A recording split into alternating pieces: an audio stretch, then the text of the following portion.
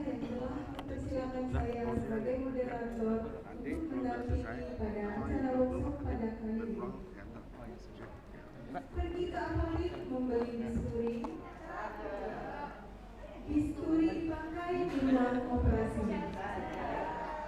Perkenalkan, saya Mila Sari sebagai moderator workshop hari ini. Assalamualaikum warahmatullahi wabarakatuh. Waalaikumsalam. Apa kabar bunda-bunda sekalian, adik-adik? Alhamdulillah, semoga selalu dalam keadaan sehat walafiat. Baik, siapa bilang seorang ibu tidak bisa menulis? Bahkan di tengah kesibukan sebagai ibu rumah tangga di rumah pun, kita pasti bisa menulis. Hal ini akan dibuat tuntas oleh pemateri kita pada hari ini, yaitu Ibu Dr. Amalia Irfani, MSI.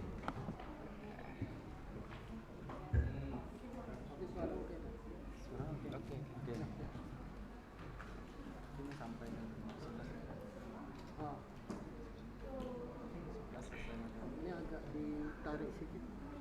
Videonya. Jadikan close up. Ini separuh tanamannya di Muslimah lulusan S1 Komunikasi dan Penyiaran Islam Said Pontianak, S2 Sosiologi Universitas Tanjung Pura, dan S3 Sosiologi Universitas Muhammadiyah Malang. Beliau juga menjadi penyiar radio dan juga pernah menjadi dosen luar biasa Akbid Aisyah. Dengan segala kesibukan yang ada, Ibu Dr. Amalia Irfani, MSI juga berkonsisten untuk menghasilkan karya-karya dalam bentuk tulisan. Tidak sabar untuk belajar menulis dengan beliau.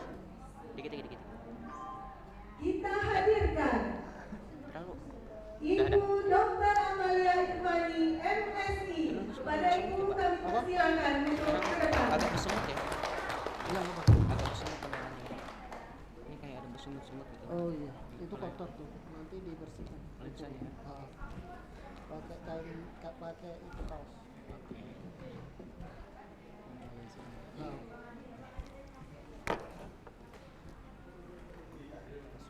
Nanti webcam diambil. Jadi kalau gerakan Aisyah menulis gampang dengan strategi Ibu.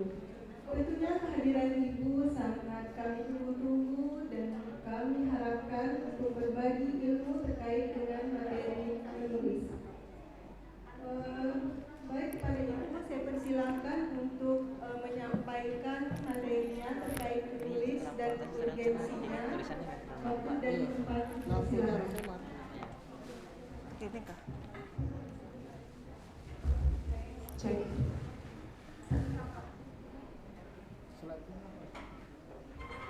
Moderator namanya siapa sih? Bu Nurmila Sari. Baik, terima kasih kepada Ibu Moderator yang Masya Allah ya, sangat komunikatif, memberikan something yang berbeda. Izinkan saya, Amalia Irfani, dan senang sekali berbagi hari ini. Assalamualaikum warahmatullahi wabarakatuh. Oke, sekali lagi ya, sekali lagi biar semangat. Tadi kita sudah senam bersama. Karena memang semangat itu adalah modal utama dan pertama kalau kita melakukan sesuatu. Assalamualaikum warahmatullahi wabarakatuh. Waalaikumsalam warahmatullahi wabarakatuh.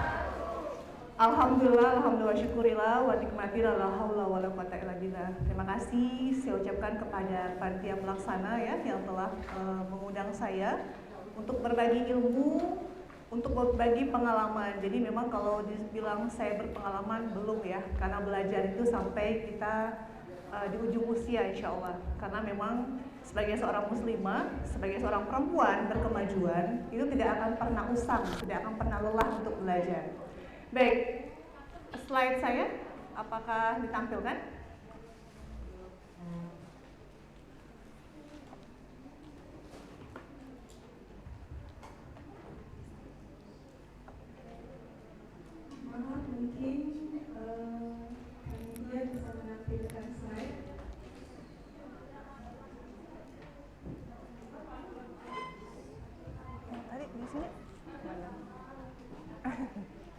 Baik ya, sambil menunggu slide-nya ditampilkan. Nah, saya lebih kepada tentang menulis dan urgensinya. Saya yakin ibu-ibu semua di sini, kakak adik semua itu bisa menulis ya. Pasti bisa menulis, bisa ya? Bisa ya. Nah, hanya saja memang ada ide, banyak ide yang ada di kepala itu tidak tidak kita bisa tuliskan gitu dalam sebuah tulisan. Jadi penyakit M-nya, kemudian tidak pede, benar ya?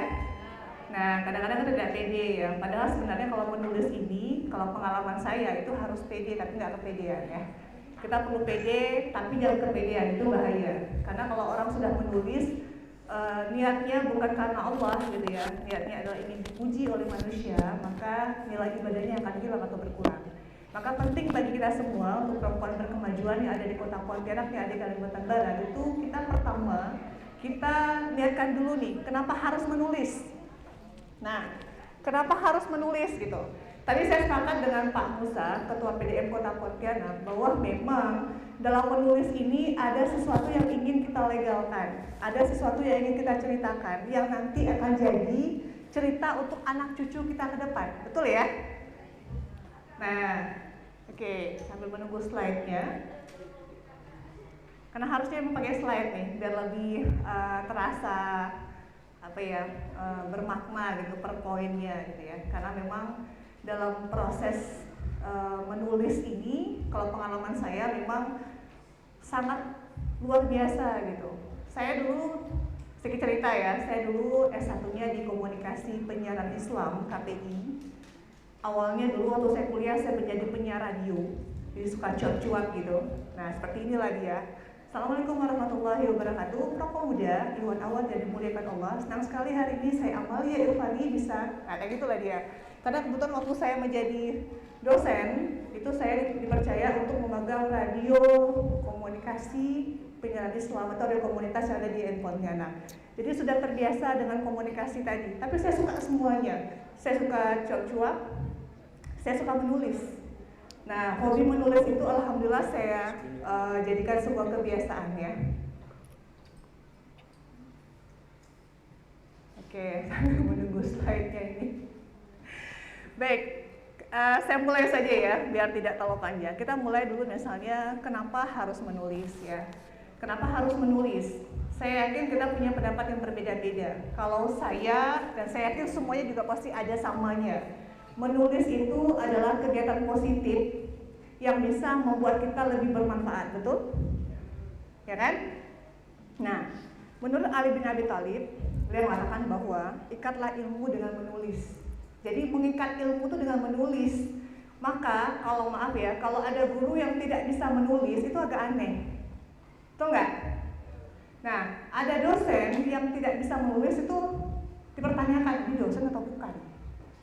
Karena ketika dia misalnya menulis, maka dia mengikat ilmunya dan dibaca oleh orang lain sehingga bisa bermanfaat. Oke ya? Nah, saya akan membagi beberapa sesi dalam materi saya yang judulnya menulis dan urgensinya. Yang pertama adalah pentingnya kepenulisan dan pengembangan individu dalam organisasi, karena kita semua adalah di organisasi ya, baik ada di PWA, yang ada di PDA gitu ya, dan lain sebagainya. Kemudian menulis sebagai sarana dakwah dan edukasi, karena dakwah ya, kita ini berdakwah gitu dengan cara apapun yang kita bisa. Ketiga, penulisan dalam kerangka nilai etika dalam Islam, karena memang kalau menulis itu kan kata nilainya adalah dakwah, maka kita harus menyampaikan hal yang baik, hal yang benar, tidak dibuat-buat kan. Nah, kalau misalnya hal yang tidak baik, kita bisa memprovokasi hal yang tidak baik, maka itu dosa jariahnya juga berbalik ke kita. Sebaliknya, kalau kita bisa menyampaikan hal yang baik, yang positif, maka itu akan menjadi pahala atau amalan kebaikan untuk kita semua, untuk kita khususnya gitu ya.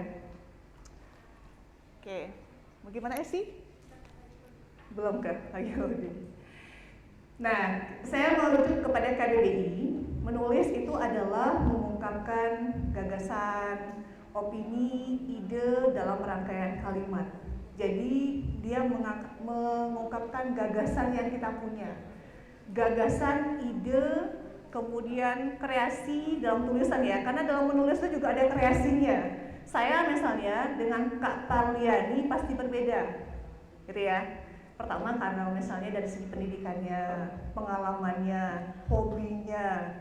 Nah, otomatis karena berbeda tadi, cara penulisan dan kesukaan menulisnya juga berbeda, gitu ya. Nah, kalau kita misalnya bilang tentang menulis itu kalau ilmunya ya, karena pernah kuliah di komunikasi penyiaran Islam, nggak apa-apa lah ya saya sebutkan ya, nah kali aja yang punya anak atau siapa yang kuliah di KPI boleh lah gitu ya. Nah, di KPI itu kita belajar misalnya ada mata kuliah berita 1, berita 2, dasar-dasar jurnalistik. Jadi wartawan itu tidak ujung-ujung bisa menulis berita. Dia harus punya ilmunya dulu. Ada namanya 5W plus 1H, pernah dengar ya? 5W plus 1H. Ada namanya strike news, ada namanya feature. Strike news itu berita langsung, semakin ke bawah semakin tidak penting. Kalau feature itu namanya berita kisah. Jadi berita tapi dikisahkan, berita tapi dinarasikan, isinya betul-betul fakta tapi dia bercerita, namanya feature. Beda sama cerpen ya, beda, cerpen bukan. Kalau cerpen itu kita mengada-ngada. Nah, boleh mengamput kalau bahasa Melayu. Tapi kalau feature kita tidak bisa mengada-ngada, itu fakta yang diceritakan, fakta yang dinarasikan, fakta yang diulang untuk misalnya sesuatu bermanfaat untuk orang lain. Oke. Nah, menulis itu juga kita menyampaikan pandangan, kita mengarang cerita, kemudian menggambarkannya. Tak bisa kayak ini? Bisa kah? Ya ini atep, tapi ini pengasiasnya kan? Bisa kah? Oh.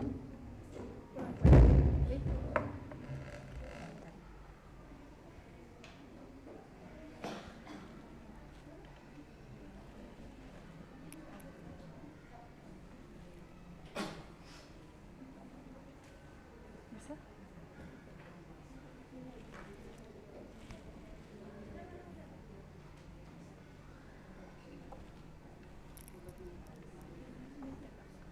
Ini Samsung Galaxy S6 Lite. Mau dapatkan cuman cara, tapi nggak pakai ini.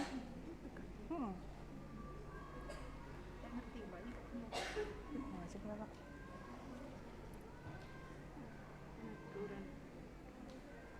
Oke.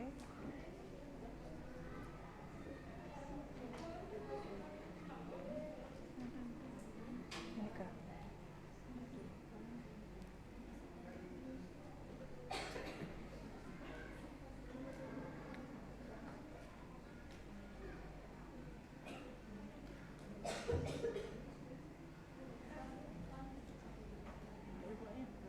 Apa namanya itu? Berbagi layar. Nggak ada kayaknya sih ini. Belum pernah pakai apa ini? Oh, hari ini ada. Coba lagi ini. Ah, itu mah. Yang tadi tuh? Yang tadi tuh? Baik, intermezzo sedikit ya, karena memang bermasalah dengan laptop untuk slide-nya. Jadi kita lanjutkan lagi. Jadi menulis itu, ibu-ibu, adik-adik semua, juga kawan-kawan semua ya, adalah suatu kegiatan ya, kegiatan untuk mengisahkan, menceritakan tentang ide-ide yang kita punya ya, ide-ide itu kan berbeda. Nah, kemudian ketika seseorang menulis, maka dia akan dipengaruhi oleh isi dan suasana hati. Betul ya? Kayak kita buat status di WA ya. Nah, itu akan dipengaruhi oleh isi dan suasana hati. Kalau lagi galau, tampilannya galau ya. Kalau lagi bahagia, maka tampilannya juga bahagia gitu. Nah, sama dengan menulis gitu. Sama dengan menulis. Jadi kalau menulis itu kita harus bahagia dulu.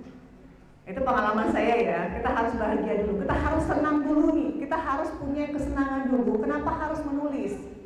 Pernah ada teman yang bertanya ke saya, kebetulan saya waktu saya kuliah di Muhammadiyah Malang, ya, waktu saya kuliah, kayaknya udah lama ya, padahal masih baru sebenarnya. Waktu saya kuliah di Muhammadiyah Malang, itu kebetulan selama 2 semester aktif kami online melalui Zoom meeting, melalui Zoom ya, melalui Zoom. Nah, dalam Zoom itu, kalau di Muhammadiyah Malang, satu mata kuliah 2 jam full, kemudian harus on cam, ya, tidak boleh tidak on cam.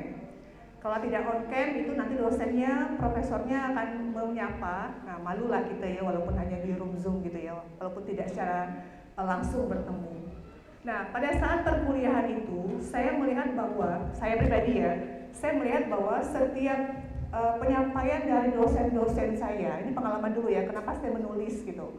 Awal ide saya menulis karena rentang kuliah 2021, September 2021 sampai November 2023, saya bisa membuat tulisan 166 tulisan opini. Nah, banyak kan? Kalau ditanya, kok bisa? Saya pun nggak tahu gitu. Itu mengalir saja dengan sendirinya. Karena saya ingin memahami bagaimana sih sosiologi itu, bagaimana sih fenomena sosial itu, apa sih AIK dalam Muhammadiyah itu seperti apa sih teori-teori sosial. Itu mengalir saja. Alhamdulillah dosen saya pun komunikatif. Tapi dosen itu kan tergantung mahasiswa ya. Kalau mahasiswanya diam enggak. Tidak ada pertanyaan Bapak Ibu? Baiklah kalau begitu selanjutnya masih jelaskan, nah kayak gitu. Nah, saya berusaha untuk aktif dalam Zoom meeting tadi itu. Nah, misalnya gini, dosen saya bilang fenomena sosial itu tergantung dari proses yang ada di masyarakat. Saya lukiskan itu melalui tulisan. Saya gambarkan itu melalui tulisan versi saya. Oke ya. Jadi harus dipahami bahwa opini itu adalah pendapat penulis. Jadi boleh pakai teori atau data, boleh tidak, nggak apa-apa. Asal dia dari awal sampai akhir dia ada konklusinya atau kesimpulannya. Jadi menulis itu bukan misalnya kalau menurut saya udah bukan gitu. Dari hasil pengamatan di lapangan didapatkan bahwa banyak perempuan-perempuan Asia di Kalimantan Barat kurang tertarik menulis. Kenapa? Katanya ya. Kenapa? Karena belum tersadarkan bahwa menulis itu penting. Nah, kayak gitu ya. Seperti itulah menulis gitu. Jadi menulis itu sesuatu yang harus diselesaikan. Makanya saya menulisnya selesai. Dosen saya mengapresiasi hari ini kuliah, besok jadi tulisan. Dapat A saya. Maka alhamdulillah, bukan bermaksud untuk ini ya. Saya kuliah di UMM, IPK saya 4,00. Nah, IPK saya 4,00 dan waktu saya kemarin promosi doktor, dosen saya memberikan aplaus yang luar biasa. Kaprodi saya memberikan aplaus yang luar biasa karena belum ada mahasiswa S3 yang bisa sambil disertasi juga buat buku. Jadi saya buat buku saya, mohon maaf tidak bisa dibawa karena sudah habis. Nanti insya Allah anak saya cetak ulang ya. Saya beri judul namanya Amalia Bermuhammadiyah. Ya, isinya tulisan tentang Muhammadiyah, Aisyah, perempuan berkemajuan, fenomena sosial dan lain sebagainya. Jumlahnya totalnya 166 tulisan tentang waktu September 2021 sampai November 2023. Jadi produk itu Masya Allah diapresiasi di UMM. Dan kata kaprodi saya, ini karena Mbak Amalia Insya Allah Muhammadiyah terunggul. Nah, jadi something yang bermanfaat kan. Nah, sekarang pertanyaannya, bagaimana kita bisa untuk rajin menulis? Jadi jangan karena guru harus menulis, dosen harus menulis. Karena ketika saya menulis, saya nggak ada kum nih, nggak ada kum saya masuk ke dosen nggak. Jadi saya menulis lillahi untuk Muhammadiyah. Saya menulis itu karena Allah. Jadi luruskan dulu niatnya bahwa kita menulis itu karena untuk dakwah dan untuk kebaikan. Oke. Belum ada slide-nya. Nah, sehingga penting ketika menulis itu kita belajar bagaimana genrenya, gaya bahasanya, hingga perspektif yang akan disampaikan melalui tulisan. Kalau saya menulis itu bercerita di awalnya. Contohnya misalnya tadi saya buat sedikit berita tapi belum selesai karena harus fokus juga menulis ini ya.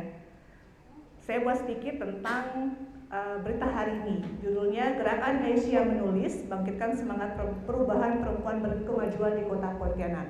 Untuk hari ini ya, tapi belum selesai. Nah, di awalnya, perempuan hebat tidak akan pernah kehilangan ide, gagasan untuk menjadi kreatif. Dan gagasan launching, jadi di awal itu kita menjelaskan dengan bahasa yang agak sedikit yang agak sedikit menarik gitu. Kira-kira bisa ya Ibu semua ya? Oke, nanti kita bisa praktek dengan Kak Parliani. Karena memang kalau menulis ini tidak bisa hanya dengan 1-2 kali pertemuan, itu nggak mungkin. Tidak bisa karena ingin saja, nggak mungkin. Oh saya mau menulis, tapi tidak ada realisasinya. Oh saya bisa menulis. Ya itu jangan kepedean juga ya, bahaya kalau misalnya seorang penulis dia kepedean bahwa dia bisa menulis. Oke, coba di slide yang kelima.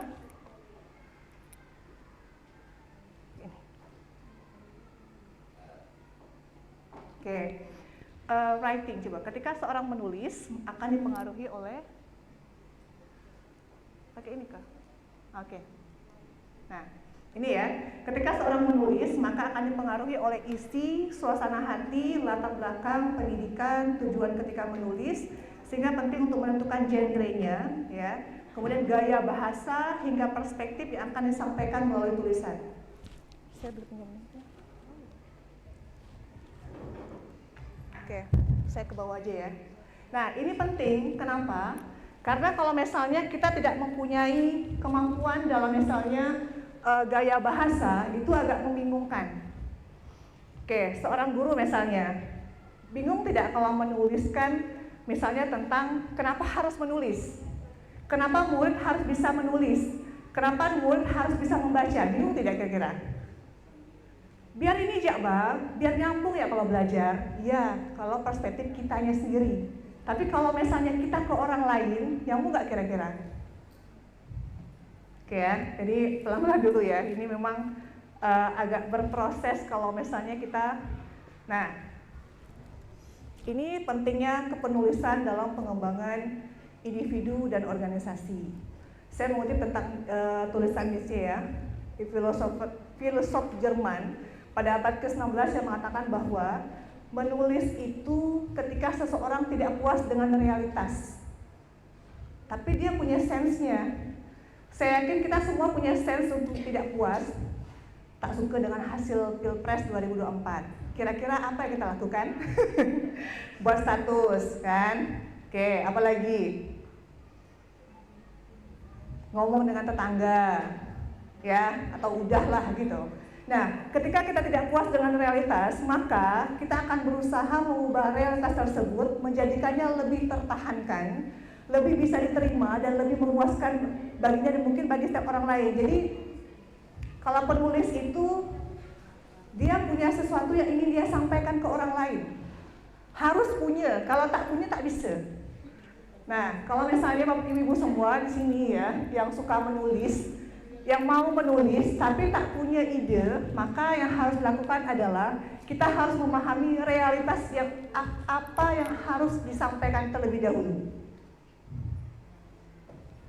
Nah, ini agak berat bahasanya ya. Nah, kenapa menulis itu penting? Karena anak saya ada di sekolah dasar, ada di SMP, ada SMA gitu ya. Semuanya juga menulis. Ketika kita S1, S2, bahkan S3, kan? Menulis tidak? Menulis, sekarang udah ada Mendeley. Pernah dengar Mendeley ya? Nah, ada plagiasi, Turnitin. Semuanya sudah serba canggih gitu. Mau tidak mau kita bisa menulis. Ada pasparase. Jadi bagaimana kita misalnya membaca suatu kalimat, kita bahasakan dengan bahasa kita sendiri. Orang paham, kita lebih paham. Oke, menulis itu penting karena merupakan salah satu kemampuan dasar yang harus dimiliki oleh seseorang sejak dia SD. Jadi kalau anak SD itu kan dia harus bisa menulis, berhitung dan membaca. Kalau salah satunya kurang, itu tidak dapat dikatakan bahwa dia mahir atau pintar.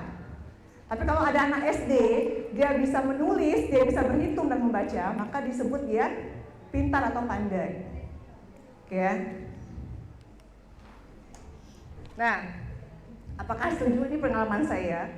Kenapa saya menulis? Pertama, bentuk aktualisasi diri. Kita mengaktualisasikan diri kita ini seperti apa. Kedua, itu hobi kan? Karena tidak semua orang itu suka menulis kalau tidak dipaksa ya.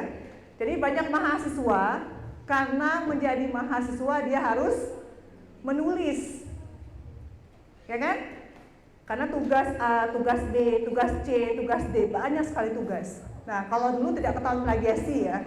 Kalau sekarang sudah ketahuan plagiasi. Kalau kami di UMM itu per babnya beda-beda plagiasinya. Nah, kemudian ketiga, kenapa seseorang menulis itu karena untuk dakwah. Nah, kalau perempuan berkemajuan, Aisyah itu harus bisa menulis. Saya sepakat tadi dengan Pak Musa yang menyatakan bahwa kita murah itu punya sebuah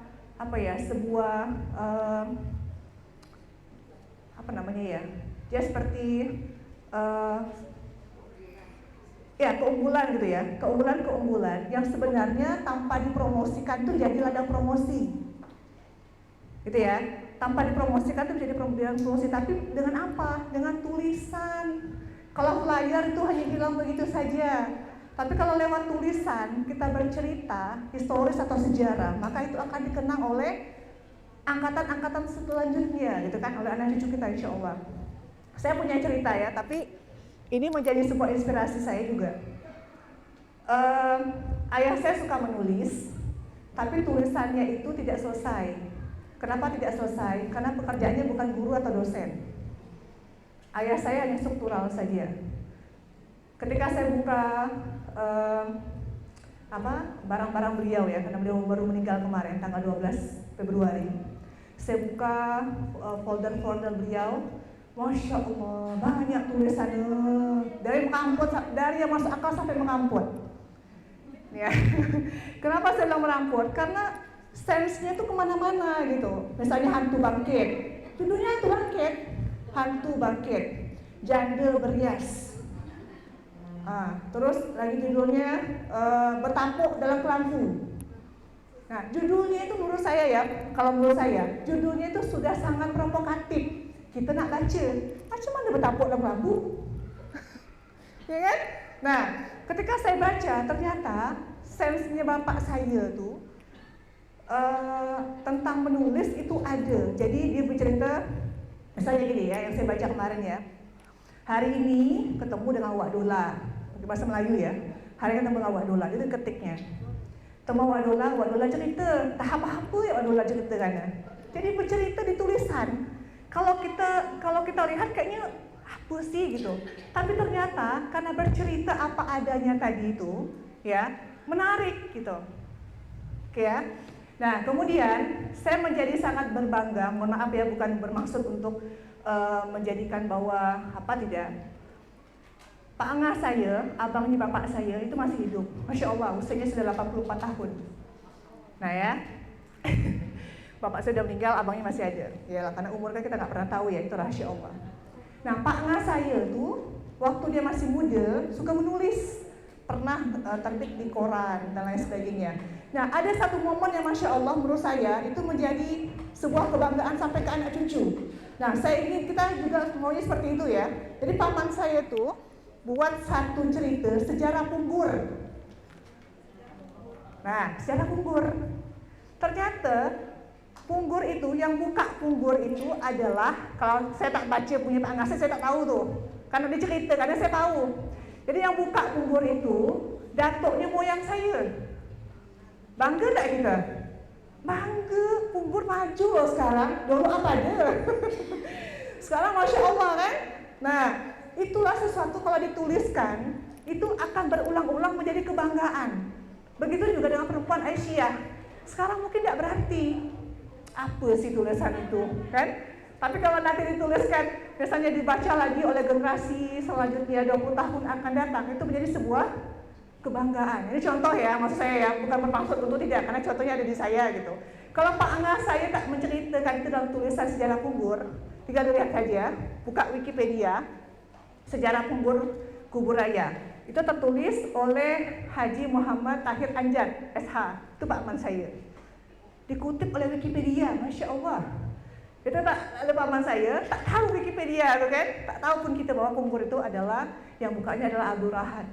Nah, itu contoh ya, bahwa menulis itu tidak akan penting hari ini, tapi insya Allah akan penting dalam 10-20 tahun yang akan datang.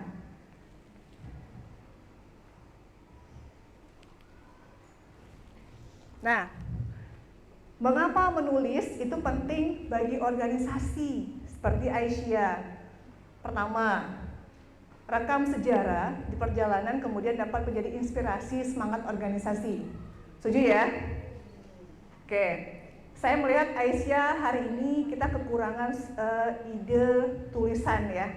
Pernah dengar nama Bu Idin Barasila? Pernah. Tahu siapa beliau? Nah, itu Pak Bari. Tapi siapa beliau nih? Ya kan? Nah, atau misalnya ibundanya Kak Media misalnya kan, Bu Fauzia yang belum dituliskan hari ini kan, siapa beliau tuh? Kalau tidak ada beliau misalnya, yang sehe-sehe, nak genahkan panti asuhan Nur Fauzi itu tak ada Aisyah nih, tak maju Kota Pontianak nih, kan? Tapi belum dituliskan. Saya sempat menulis tentang Bu Idin Barasila, sedikit saja, karena memang beliau itu kan, karena usianya sudah sepuh ya, pada tahun 39. Kemudian agak sedikit kenal dengan orang yang baru kenal tuh mungkin beliau agak kurang gimana gitu. Nah, saya pernah buat tulisan beliau dan Masya Allah. Jadi pelan-pelan gitu membuat tulisan. Nah, kemudian kedua, sarana dakwah yang tidak akan usang termakan waktu. Ketiga, sarana komunikasi kepada pihak dalam dan luar negeri. Jadi kalau misalnya Aisyah tidak menulis, kira-kira kita dikenal tidak? Jangankan orang internal, eksternal kita ya, internal ya tak tahu. Betul ya? Nah, jadi menulis itu poinnya adalah menulislah saja. Terserah mau apa. Entah kata-kata bijak, quotes misalnya kan, atau status di Facebook, apa gitu. Menulis dulu pelan-pelan. Nanti pelan-pelan kalau misalnya sudah bisa, sudah mampu, kita coba membuat misalnya opini atau pendapat ya. Nah, kalau kita pede, insya Allah boleh kita terbitkan ke Suara Muhammadiyah. Yang mau menulis ke Suara Muhammadiyah misalnya sudah punya tulisan, bisa menghubungi saya.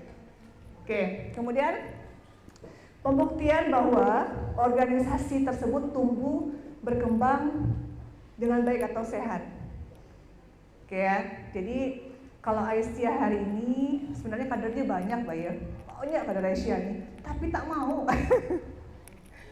Itu pendapat saya ya, banyak sebenarnya, tapi tak mau gitu.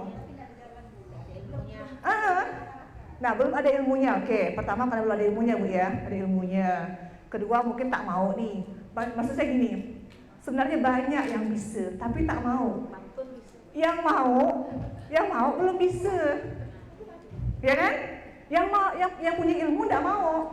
Yang tidak punya ilmu tuh mau. Nah, gitu. Jadi pelan-pelan ya. Kalau misalnya kita mau menulis, maka menulis itu penting sebagai pembuktian organisasi kita tetap ada atau eksis. Nah, menulis sebagai sarana dakwah dan edukasi. Nah, ini tadi sudah disampaikan juga ya. Jadi memang dalam Islam itu menulis itu penting. Ya kan? Kita tahu bahwa dalam sejarah Islam, kita menjadi tahu tokoh-tokoh Islam itu karena banyaknya penulis-penulis ya. Kalau tanpa mereka tahu enggak kita? Tak tahu ya? Oke. Nah, menulis dalam Islam itu terdiri dari 3 akar kata. Ada kolam, ada tinta atau medan, ada menulis kotaba. Yang maksudnya adalah bahwa menulis itu sesuatu yang identik dengan Islam, identik dengan dakwah Islam, ya.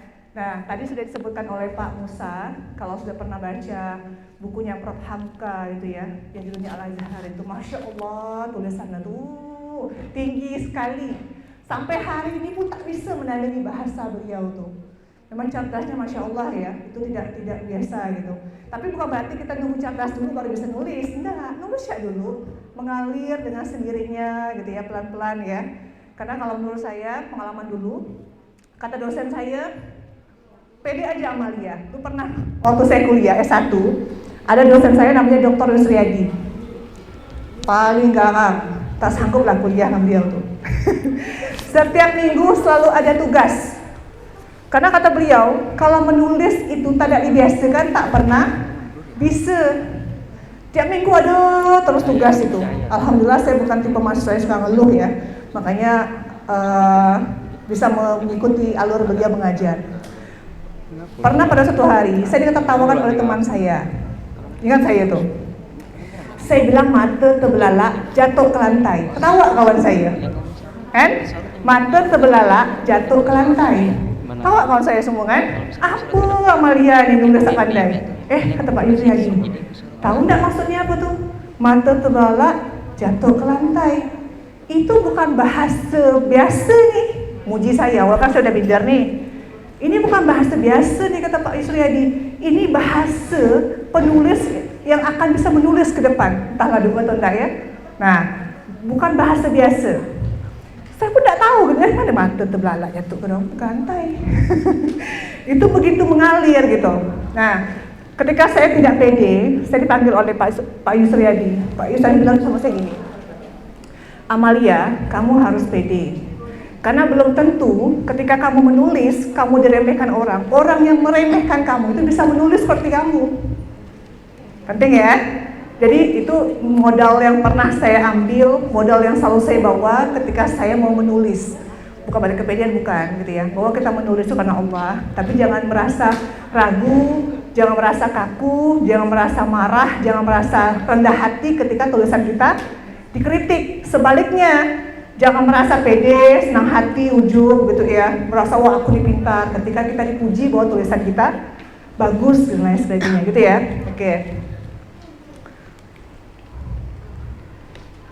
Oke, dan jadi perintah menulis itu adalah kegiatan yang sudah lama dilakukan oleh para pendahulu kita.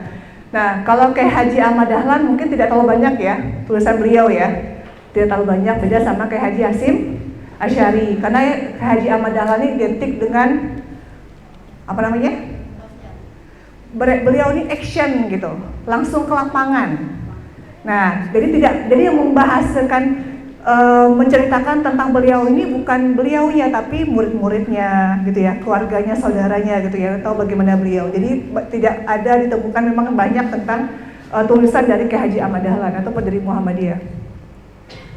Nah, ini ya tadi sangat penting bahwa kalau kita menulis itu kita harus bisa menyampaikan sesuatu yang benar sesuai dengan sifat Nabi ya, sidik artinya benar, kemudian kita percaya, menyampaikannya dengan cerdas, maksudnya kita punya ilmunya, pakai teori lah gitu ya, pakai dalil lah gitu, jangan asal pendapat pribadi saja. Kemudian menyampaikannya tuh harus dengan kontinu dan sabar. Nah itu poinnya. Kalau misalnya kita tidak punya rumus ini, maka agak susah untuk menulis secara stabil gitu. Saya kemarin ketika ujian, saya punya 2 buku kan, satu buku disertasi saya jadi buku, kedua buku opini saya jadi buku. Rasa-rasa saya disertasi saya itu bukan buku disertasi saya, tapi buku opini saya itu lebih tebal, 425 halaman, ada gambarnya, rasa Masya Allah gitu ya. Nah kebanggaan itu rasa saya itu menjadi sebuah pembangkit gitu, sebuah motivasi bahwa untuk kedepannya saya harus lebih baik. Nah namun saya pun pas gak kan, bapak saya kebetulan ya, bapak saya namanya Ahmad Dahlan, kebetulan kan. Nah jadi kebetulan sekali gitu. Nah ini dari Zainuddin Sardar, seorang cendekiawi muslim yang mengemukakan bahwa sebenarnya dalam Islam itu ada tindakan komunikasi yang memang tergambar dari kolam atau pena. Jadi kalau misalnya kita menulis itu sesuatu yang identik dengan Islam, bahwa Islam itu suka menulis, Islam harus bisa menulis. Nah hanya saja memang proses dan lain itunya memang harus kita membiasakan ya, harus dibiasakan. Oke. Nah ini poinnya adalah membaca menulis adalah ibadah sebagai instrumen diri untuk mendekatkan pada pengetahuan dan kemudian pada Tuhan. Islam menjadikan membaca menulis sebagai ibadah. Masyarakat Islam tumbuh dan menggerakkan peradaban, meninggikan kemanusiaan. Oke, ini poin yang terakhir. Kira-kira bagaimanakah kesadaran menulis yang ada di Indonesia? Tinggi atau rendah? Rendah. Kenapa rendah? Karena malas. Karena tak kuasa ya Bu ya. Oke. Yang lain apa kira-kira? Karena saya lihat guru kalau tak dipaksa nulis yang tak nulis. Segala, berarti kita ngajar. Kalau dosen tak bisa ibu-ibu ya. Kami dosen wajib menulis. Kalau dulu kayaknya menulis itu apa ya? Pokoknya harus penelitian. Hasil penelitian jadi jurnal. Nah itu yang nanti akan dibuktikan, akan menjadi syarat mendapatkan sertifikasi dosen. Kalau tak ada dipertanyakan. Kalau ada dosen dalam rentang 3-4 tahun, di 3-4 tahun, tidak pernah meneliti, itu dipertanyakan. Apa dikerjakannya? Padahal mengajarnya sudah berat kan? Luar biasa mengajar tuh waktunya kan? Oke. Jadi menulis poinnya adalah alam bisa karena biasa. Saya yakin ibu-ibu semua, kakak-kakak semua, jadi semua bisa menulis. Hanya saja belum ketemu apa ya, ketemu sense-nya, ketemu something yang menarik gitu. Nah, kalau untuk ketemu yang menarik, coba banyak baca ya. Tidak ada penulis itu yang tak suka baca buku, harus baca buku. Oke, tidak ada penulis yang bisa menulis kalau tak suka dengar berita, tak suka baca berita itu tak bisa. Tidak ada penulis yang sikit-sikit emosi, tak mungkin. Kalau orang ngomong kita sepatah, dia sepatah, kita berpatah kata tak bisa. Seorang penulis dia harus sabar mendengarkan orang lain. Nah, kalau mendengarkan orang lain di YouTube misalnya, jangan langsung di kesimpulan, dengarkan semua. Karena ada fase-fase atau ada bagian-bagian dalam detik atau per menit itu, ketika kita mendengarkan orang lain, kita terinspirasi. Ya, jadi Bismillah, saya yakin insya Allah untuk ibu-ibu semua, para perempuan berkemajuan yang ada di Pontianak, Kalimantan Barat, yang ada di Kuburaya juga, Masya Allah luar biasa semangatnya, kita bisa menulis ya. Nah, komunitas nanti, saya tergantung juga dari Bu Yumi, Ketua PDDA Kota Pontianak, dan juga Kak Parliani, kira-kira kita mau arahnya kemana? Apakah mau buat sejarah Asia? Mantap. Yuk kita buat sejarah Asia. Sejarahnya dimulai dengan tokoh-tokohnya dulu. Nah, sebenarnya tokoh-tokoh itu yang pernah jadi pengurus Asia itu juga tokoh loh sebenarnya, betul kan? Nah, itu kita carikan kenapa dia mau ke Asia. Karena Masya Allah ketika saya kemarin kegiatan Rakerwil PWA, ada mak-mak bawa anak 2 ikut Rakerwil, luar biasa kan? Anak kemana di kemana? Anak pegang satu-satu. Saya tanya, ternyata hanya ibu rumah tangga biasa. Itu macam mana semangat tuh Asia nih? Luar biasa kan? Nah, itu sebenarnya apa ya, kalau dalam sebuah berita itu sudah ada segmentasi yang menarik tuh. Ibu-ibu yang bergabung di Asia misalnya tanpa melupakan kodratnya, tanpa melupakan tanggung jawabnya sebagai seorang ibu rumah tangga. Nah, itu menarik. Baik, itu saja dari saya ya. Mungkin kita bisa ke sesi tanya jawab ya, Ibu Moderator. Baik, terima kasih. Assalamualaikum warahmatullahi wabarakatuh.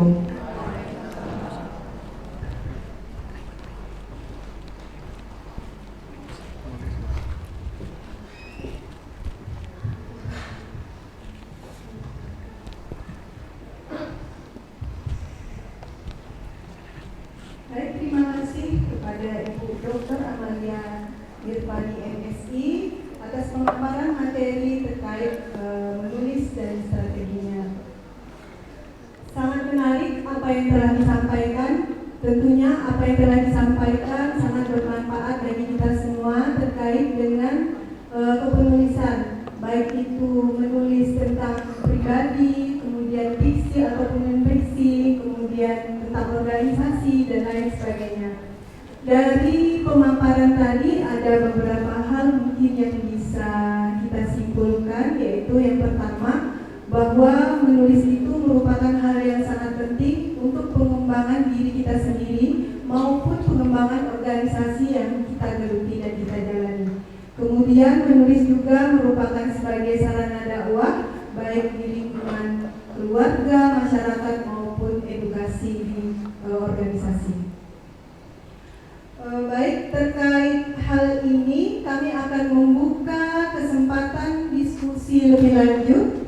Silakan dari audiens para peserta mungkin ada yang ingin menanggapi atau ingin bertanya ataupun berbagi pengalaman dari menulis. Saya persilahkan, mungkin masing-masing perwakilan bisa menyampaikan atau menanggapi. Ayo, ibu-ibu, adik-adik.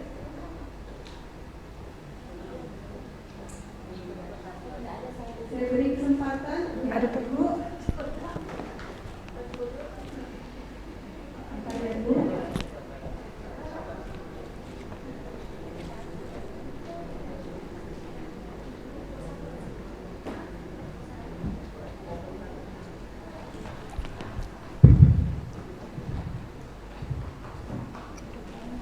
Boleh. Assalamualaikum warahmatullahi wabarakatuh. Waalaikumsalam warahmatullahi wabarakatuh. Saya Asbani, utusan dari PDA Majelis Ekonomi. Begini Bu, sebenarnya materi ini sangat bagus. Apalagi terhadap diri saya yang kurang menyukai baca dan menulis. Karena saya sebagai ASN, jadi mau tidak mau saya harus menulis juga. Saya menulis surat. Emang sekarang ini tidak menulis surat langsung, mengertikan.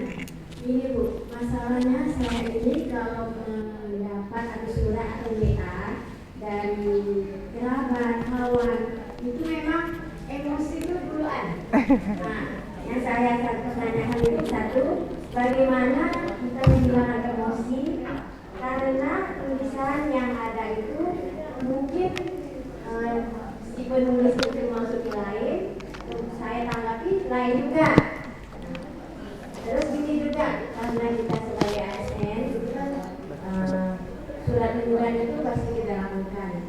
Ada kemauan pimpinan kita itu, suratnya itu sangat mendetail, mudah-mudah, kemudian idenya hanya satu. Sedangkan saya sendirinya itu udah pengen ada. Yang penting tercapai tujuan dan maksudnya. Nah itu gimana Bu strateginya kejadian seperti yang saya alami? Terima kasih. Baik, terima kasih Ibu Asani ya namanya ya. Terima kasih atas pertanyaannya. Saya buka untuk kesempatan pertanyaan kedua. Saya persilakan ya, dari sebelah kanan Mbaknya. Minta tolong fasilitator.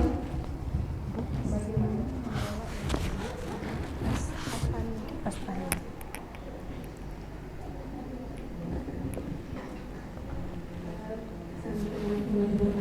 Waalaikumsalam. Perkenalkan, saya Puji dari DNA Kota Pontianak. Saya terkadang saya memiliki minat dalam menulis. Terkadang ide itu muncul dalam pikiran saya, namun di tempat yang tidak tepat gitu. Seperti ada di jalan tiba-tiba punya ide, kan tak mungkin ditulis dulu. Jadi ketika ide itu muncul tidak langsung dituliskan, saya kesulitan untuk memulai menulis kembali apa yang tersebut. Jadi di sini saya ingin meminta tips bagaimana memulai menulis terhadap ide yang telah kita miliki gitu. Terima kasih. Baik, terima kasih, sangat menarik pertanyaan dari Pak Puji ya. Lanjut ke pertanyaan ketiga. Wah, Belakang. sangat kayaknya audiens kita Bu. Bismillahirrahmanirrahim.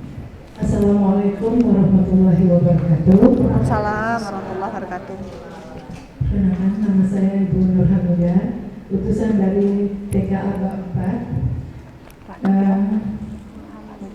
Saya ingin menyampaikan sedikit mengulas apa yang telah Ibu katakan tadi, bahwa menulis itu bisa juga dari tergantung suasana hati, kondisi, situasi kita saat itu.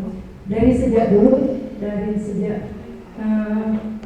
PGA dulu, saya itu sukanya senang nulis puisi gitu Bu. Ya. Jadi bagaimana suasana hati dituangkan, sehingga coba-coba gitu bikin sebuah, belum jadi buku sih, kumpulan aja puisi, masih tulis tangan. Terus beberapa puisi saya cantumkan situ. Lambat laun pengen juga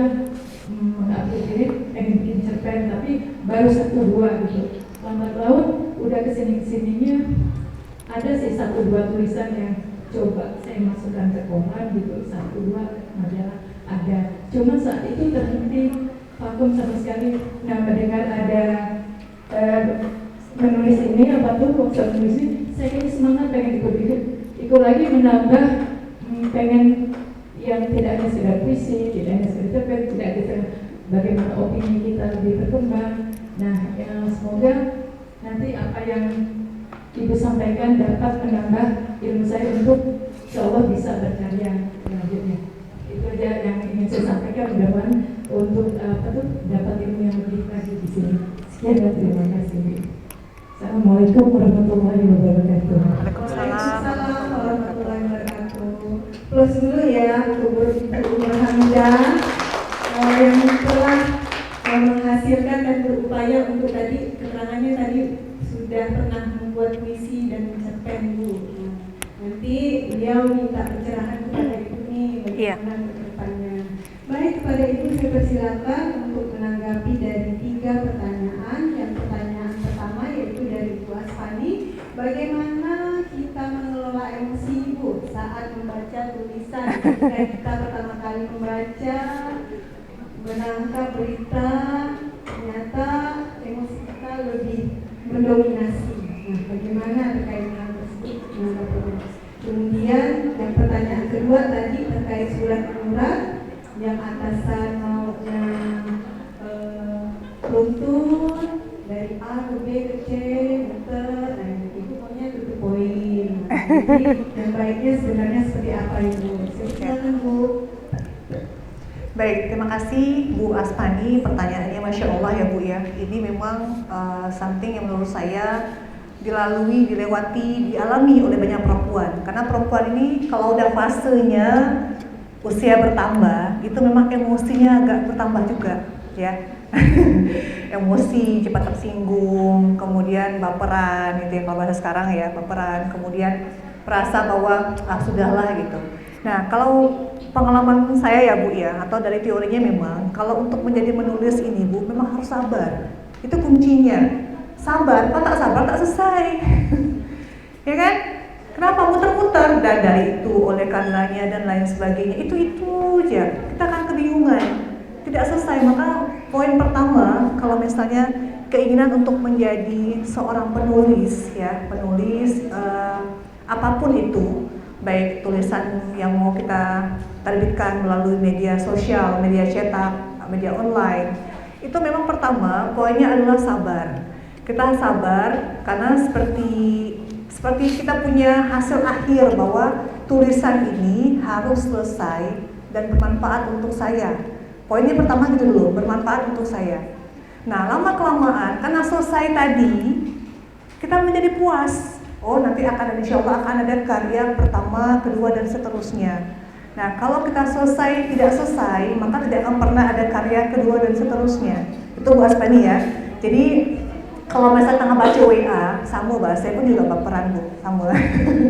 Saya juga baperan, maka saya berusaha untuk mengunci tangan saya agar tidak mengetik sesuatu yang tidak penting. Itu saja, mengunci, tahan gitu. Karena kalau di grup keluarga kan kadang-kadang tak apa-apa ya di WA gitu ya. Ada emosi lah, kan berkelahi pula. Dikelahi di melalui grup WA. Kan si A si B berkelahi. Nah, sebenarnya itu menjadi sebuah sarana kita juga untuk belajar sabar ya. Jangan sampai kita terprovokasi, kita menjadi bagian dari misalnya pengomentar yang membuat runcing masalah. Ya, jadi kalau Bu Aspani ingin menjadi penulis nih Bu, Ibu harus sabar Bu, biar selesai. Mau tak mau tuh. Kalau tak begitu enggak bisa gitu. Karena saya melihat banyak penulis itu tidak selesai. Mau menjadi penulis atau menulis tidak selesai dan ujung-ujungnya tidak menjadi karya karena dia tidak sabar. Nah, sama dengan penelitian Mbak Bu ya, sama dengan penelitian ketika skripsi, kemudian tesis dan disertasi. Kan kita wawancara nih.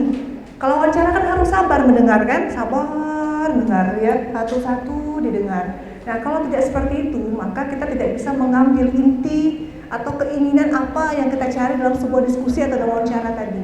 Itu Bu Aspani ya. Nah, kemudian poin yang kedua, pertanyaan kedua, tentang ya namanya juga kita pekerja Ibu ya, mau tak mau ikut dengan atasan. Itu udah kunci ya Bu. Senang tak senang harus senang, suka tak suka wajib suka gitu. Nah hanya saja kalau menurut saya memang kita punya wadah untuk diskusi dengan atasan kita bahwa Pak mohon maaf begini loh Pak, sepertinya yang baiknya Pak atau yang idealnya. Nah kalau seandainya ide dari kita ke atasan kita itu tidak diterima, ya Ibu harus sabar lagi lah Bu. Gimana lah kan? Karena atasan ini, karena saya juga dosen di Ilmu Pontianak, saya alhamdulillah pernah menjadi kaprodi juga, pernah menjadi pengelola radio dan lain sebagainya. Kadang-kadang kita ya harus mengalah dengan bawahan, ya kan? Kita harus ikuti maunya kita gitu. Kenapa? Kalau kita misalnya mengikuti maunya kita, mentang-mentang kita adalah atasan, maka komunikasi itu tidak akan tercipta dengan baik. Ujung-ujungnya kita tidak tahu nih, mungkin saja misalnya ada saran yang bermanfaat, saran yang baik dari bawahan kita yang tidak kita dengar. Nah, kalau Ibu misalnya punya saran yang baik, Ibu catat Bu, Ibu catat. Kemudian Ibu tuliskan dalam tulisan per tanggal. Itu menarik Bu, karena tidak semua orang seperti itu. Saya yakin kalau misalnya Bu Astani punya ide, misalnya Ibu Astani pernah ikut webinar, ya kan? Webinar, ikut pelatihan dan lain sebagainya. Ibu catat tuh kapan materinya, di mana. Nah, Ibu sodorkan ke pimpinan Ibu, Pak, begini Pak, kayaknya ini lebih menarik Pak, lebih komunikatif Pak, lebih mudah dipahami. Nah, insya Allah beliau kalau saya yakin lah ya, pimpinan itu akan mengapresiasi, akan bahagia ketika punya bawahan itu yang punya ide cemerlang. Kan tidak semua orang Bu, tidak semua orang tuh mau mengembangkan ide, apalagi kalau pegawai negeri ya, udahlah gitu kan, karena kan sifatnya udah seperti itu gitu. Itu saja Bu ya, dari saya terima kasih.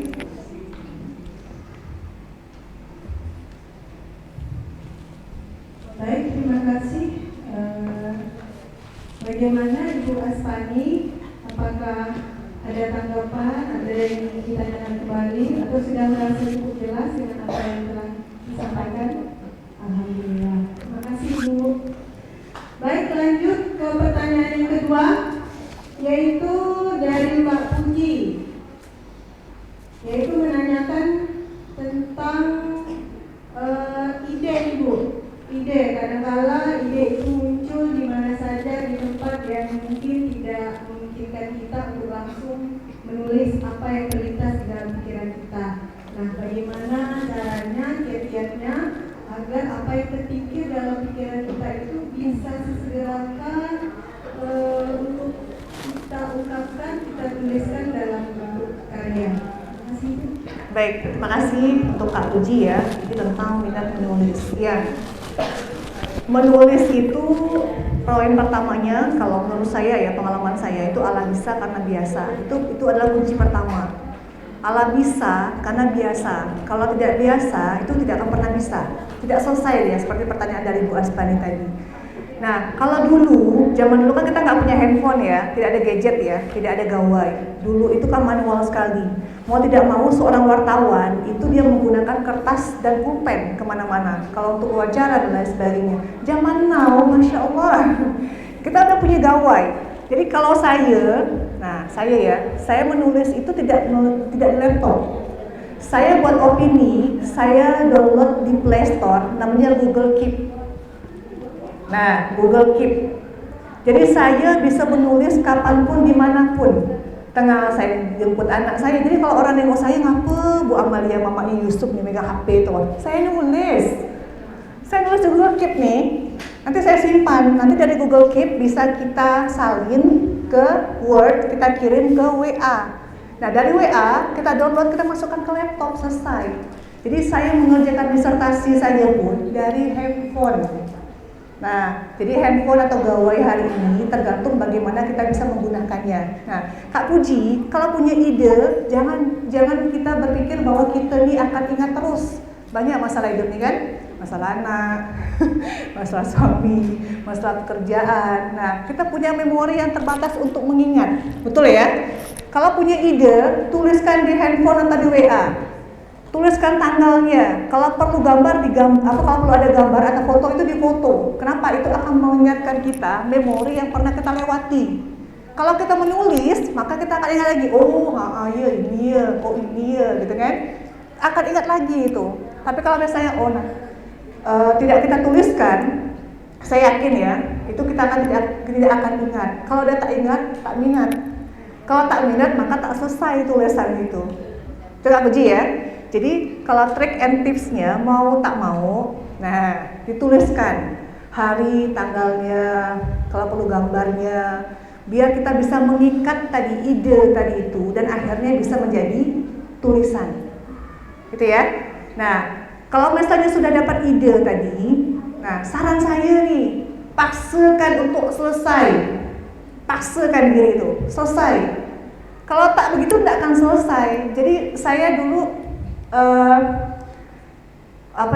saya dulu pertama menulis di koran itu zamannya Aksaya Pontianak itu, surat pembaca. Kata dosen saya, siapa yang bisa mengirimkan tulisan ke surat pembaca dapat B. Kalau bisa dari opini dapat A. Saya tertantang lah. Jadi dosen saya tak akan mengeluarkan nilai kalau tak ada tulisan. Nah, cuman lah tuh. Kak, surat pembaca, apa-apa, baca laporan. Oh gini rupanya cara nulis surat pembaca, kan? Belajar lagi kan? Nah, opini dapat A, kata Pak Dr. Yusradi. Mau tak mau, saya baca koran juga. Macam mana buat opini nih? Mulailah beli Kompas, beli Republika, ya kan? Dibandingkan, oh begini menulis opini. Setiap koran itu punya style berbeda. Nah, Pontianak Post begini. Nah, jadi pertama kali saya menulis itu surat pembaca, karena surat pembacanya lebih dari satu yang terbit, saya dapat A. Awalnya kan saya pesimis nih dapat B ya, tapi karena dosen saya melihat semangatnya luar biasa, alhamdulillah dapat A. Nah jadi begitu Kak, siapa namanya tadi tuh? Kak Puji ya. Nah selesaikan. Kemarin sempat ditanya juga sama beberapa teman saya, Kak Amalia macam mana nulis opini itu selesai? Dipaksakan lah, saya bilang dipaksakan. Jadi saya biasa tuh kalau nggak nulis itu saya paksakan harus selesai. Pokoknya target saya hari ini ide awal, besok atau lusa harus selesai, harus selesai. Kalau tak selesai harus selesai. Pokoknya harus selesai. Ya, poinnya adalah harus selesai. Itu Kak Puji ya.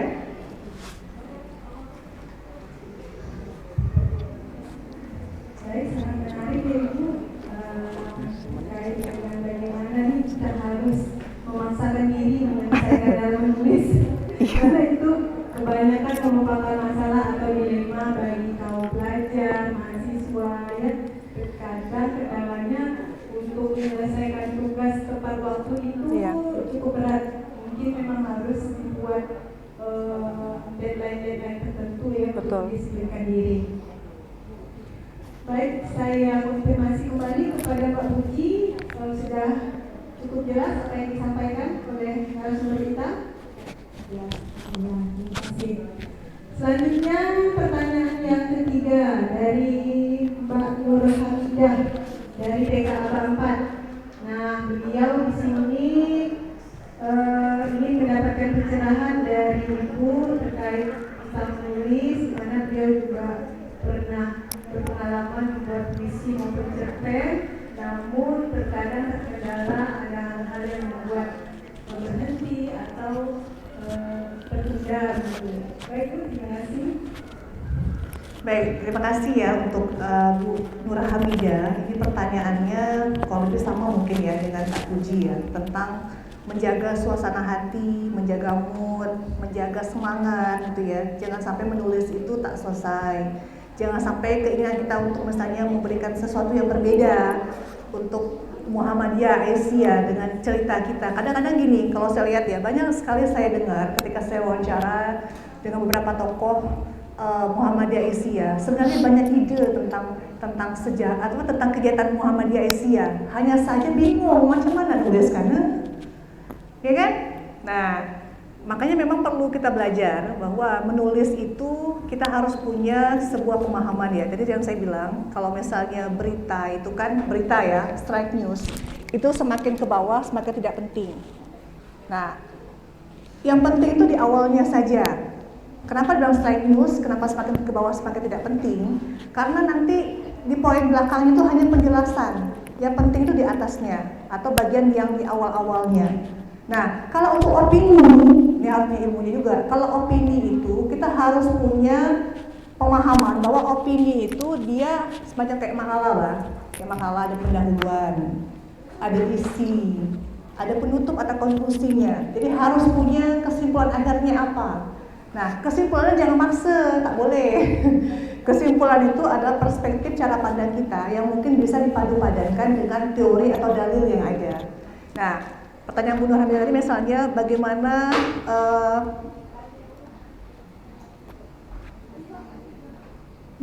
menulis dengan suasana hati. Saya contohkan begini.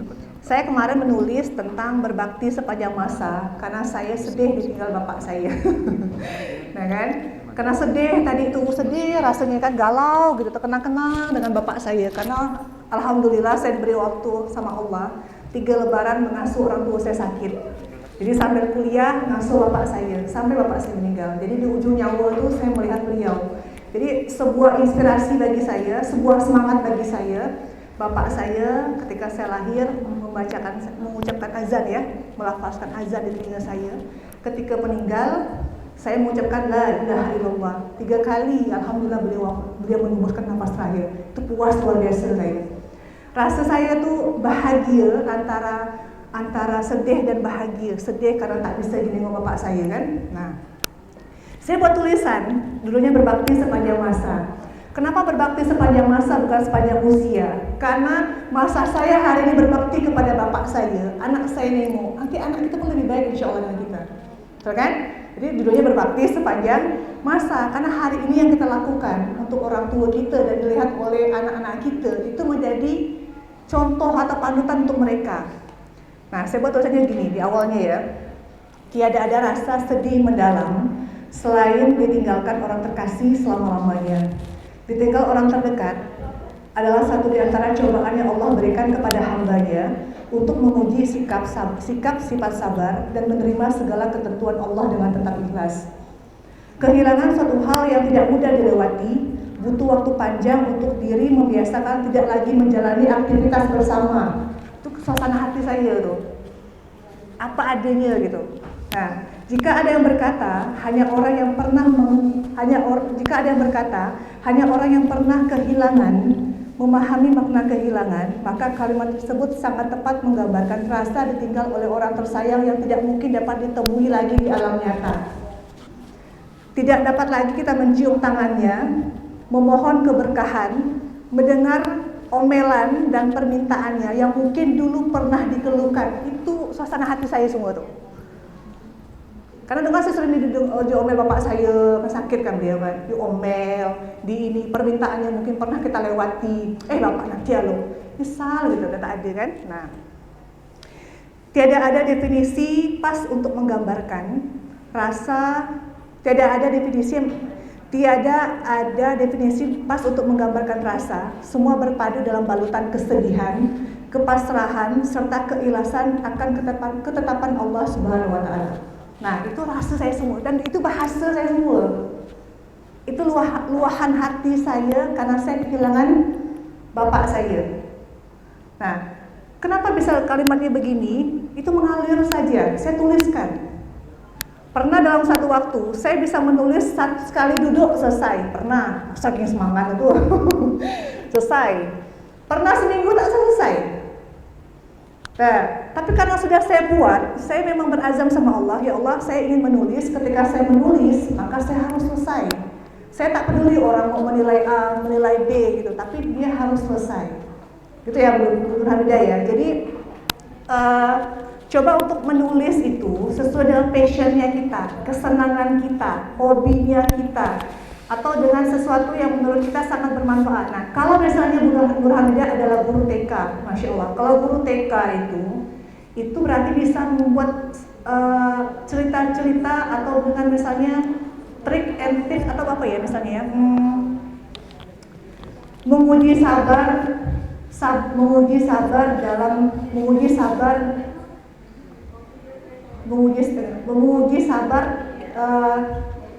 tanpa marah misalnya.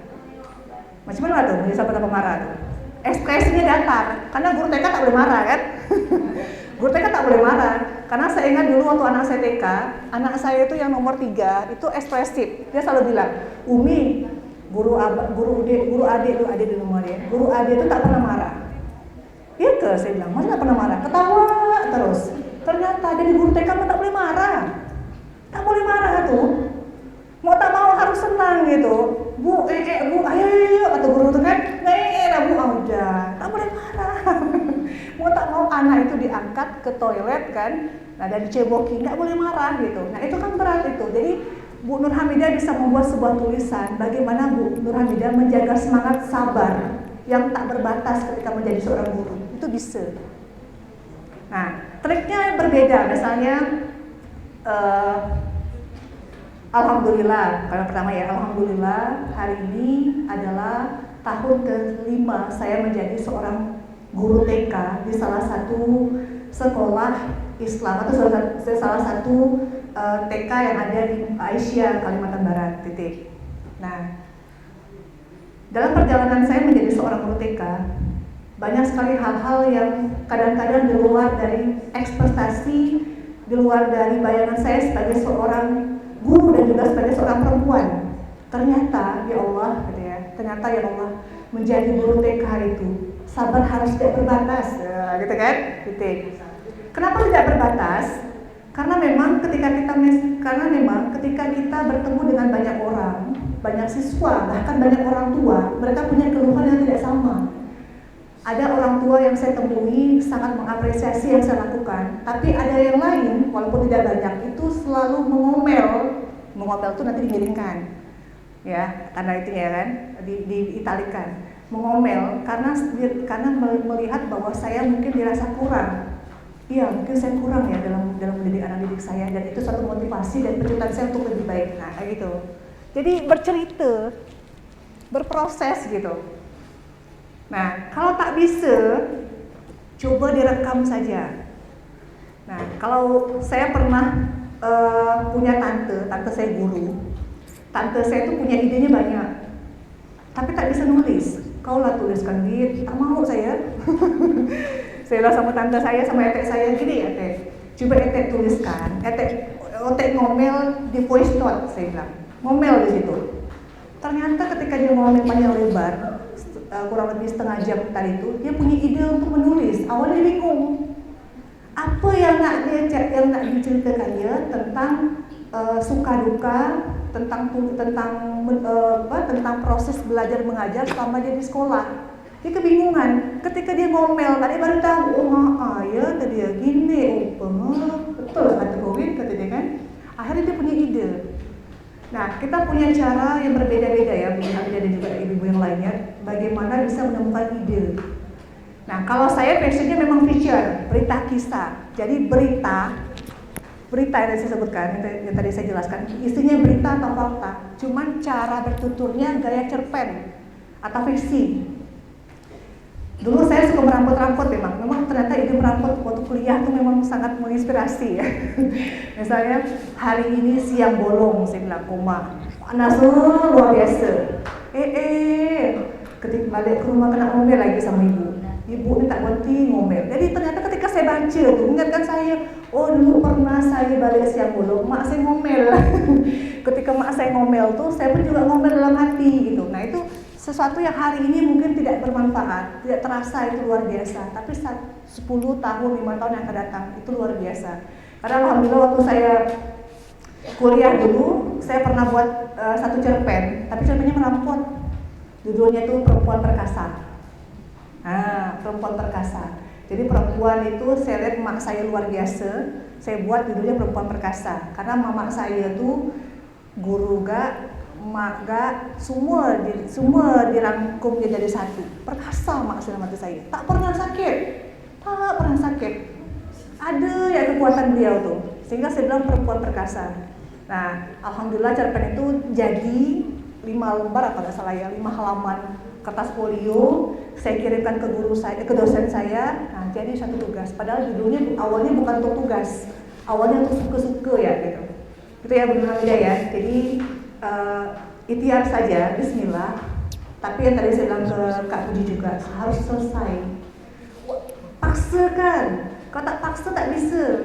Jadi jangan nunggu deadline gitu ya. Kalau misalnya kalau guru atau dosen wajib menulis dengan deadline, maka kalau kita menulis tujuannya adalah untuk dakwah, maka usahakan harus diselesaikan gitu. Karena insya Allah itu akan bermanfaat tidak hanya untuk diri kita ya, tapi juga untuk keturunan kita. Terima kasih. Baik, terima kasih Ibu. Alhamdulillah pertanyaan-pertanyaan yang disampaikan telah ditanggapi. Ada beberapa hal yang dapat saya simpulkan, yaitu yang pertama bahwa menulis merupakan suatu hal yang perlu dilatih dan memerlukan kesabaran yang sangat tinggi. Jadi itu harus ditekuni dan terus dilatih untuk melatih kesabaran dan terus sabar. Kemudian di dalam menulis kita bisa menggunakan kemajuan teknologi. Jadi dalam menulis kita bisa memanfaatkan berbagai teknologi dan maupun fasilitas yang ada, termasuk HP maupun laptop yang ada di fasilitas kita. Nah, salah satunya misalnya dengan menggunakan Google Keep tadi seperti yang telah dijelaskan. Nah, di Google Keep tersebut dapat menjadi salah satu media sarana menulis dimanapun kita berada. Kemudian bisa dalam bentuk gambar atau foto. Jadi apa yang terlintas dalam ide kita bisa kita simpan sejenak dalam bentuk gambar atau foto. Kemudian bisa dalam bentuk rekaman suara atau voice note. Nah, itu merupakan beberapa hal yang dapat membantu kita sebelum kita menulis atau menuangkannya dalam bentuk tulisan. Terima kasih Ibu atas materi yang disampaikan, sungguh menginspirasi. Saya kira kalau seandainya ini waktunya masih ini ya, masih banyak lagi yang ingin bertanya. Namun kesempatan di sini harus kita batasi karena mengingat waktu Ibu. Terima kasih. Moga-moga apa yang telah disampaikan ini dapat menjadi inspirasi buat kita semua, membangkitkan motivasi dan semangat perempuan-perempuan Aisyah untuk menulis. Mohon nanti bimbingannya Ibu. Insyaallah. Seandainya kita ada membuat grup untuk penulis Aisyah. Terima kasih Ibu. Baik,